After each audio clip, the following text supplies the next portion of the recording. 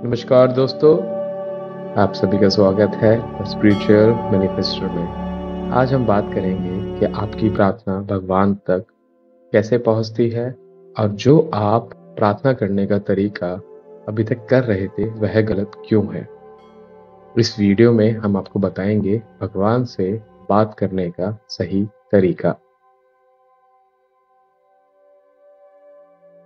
क्या आपने कभी सोचा है भगवान कौन सी भाषा बोलते हैं? क्या वे संस्कृत, अरबी, हिब्रू, अंग्रेजी या हिंदी में प्रार्थनाएं पसंद करते हैं? क्या वे केवल तभी सुनते हैं जब हम पवित्र ग्रंथों का पाठ करते हैं, या वह बिना बोले भी हमारी बात समझ सकते हैं? एक ऐसी दुनिया में जहां लोग हजारों भाषाएं बोलते हैं, क्या भगवान को हमें समझाने के लिए किसी विशेष भाषा की जरूरत है? क्या आपने कभी सोचा है कि आपको किस भाषा में और कैसे प्रार्थना करनी चाहिए ताकि भगवान आपकी प्रार्थनाएं सुने? क्या आपने कभी इस बारे में संदेह किया है कि आप भगवान से कैसे और किस भाषा में अपनी इच्छाएं मांगे ताकि वह पूरी हो सके? इसका उत्तर बहुत सरल है। भगवान को शब्दों की आवश्यकता नहीं है। वह आपके दिल, भावनाओं और इरादों की भाषा समझते हैं।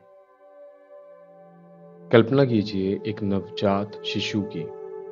वह बोल नहीं सकता, फिर भी माँ समझ जाती है कि वह भूखा है, उसे आराम चाहिए या वह खुश है। उसे शब्दों की जरूरत नहीं, वह शुद्ध भावनाओं को समझती है। हम भी जब किसी को अकेले बैठा हुआ और उदास देखते हैं तो बिना शब्दों के ही महसूस कर सकते हैं कि वह दुखी, प्रसन्न, तनावग्रस्त या आनंदित है। अब अपने सबसे गहरे पलों के बारे में सोचिए। जब आप दर्द में थे, जब आप सच्चे दिल से आभारी थे, जब आपने प्यार महसूस किया, जब आपने पूरे दिल से कुछ चाहा। और भगवान, जिन्होंने सब कुछ बनाया है, जो हमसे सबसे अधिक बुद्धिमान और सक्षम है, क्या वह नहीं समझेंगे? उन क्षणों में आपने शब्दों का उपयोग नहीं किया था, आपने केवल महसूस किया था। ठीक उसी तरह जब आप खुशहाल क्षणों या परिदृश्यों के बारे में सोचते हैं तो आपको खुशी महसूस होती है, और जब आप दुखद, नकारात्मक चीजों के बारे में सोचते हैं या किसी के बारे में बुरा बोलते हैं तो आप वैसा ही महसूस करने लगते हैं।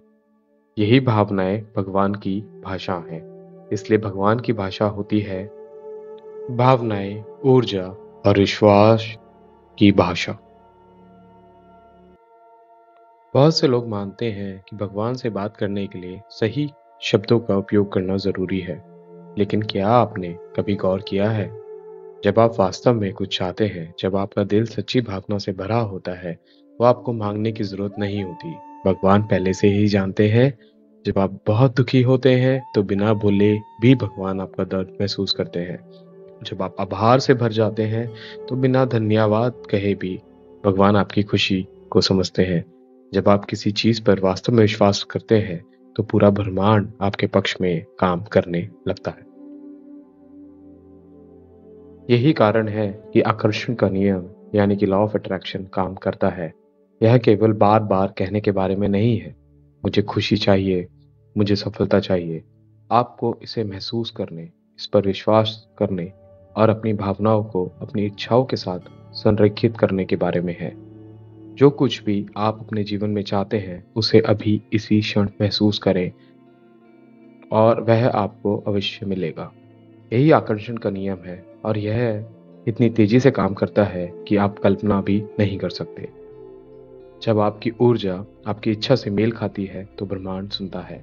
जब आप विश्वास से भर जाते हैं और डर को छोड़ देते हैं तो चमत्कार होते हैं। जब आप स्वयं की समृद्ध महसूस करते हैं तो समृद्धि आपकी ओर आकर्षित होती है।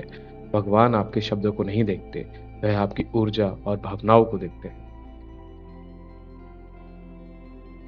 तो यदि आप भगवान से जुड़ना चाहते हैं तो सही प्रार्थना खोजने की चिंता ना करें। इसके बजाय आप मांगने से पहले कृतज्ञता महसूस करें, सबूत मिलने से पहले विश्वास करें, यह भरोसा करें कि जो आप चाहते हैं वह पहले से ही आपका है, क्योंकि अंत में भगवान सिर्फ आपकी बातें नहीं सुनते, वह आपको महसूस करते हैं।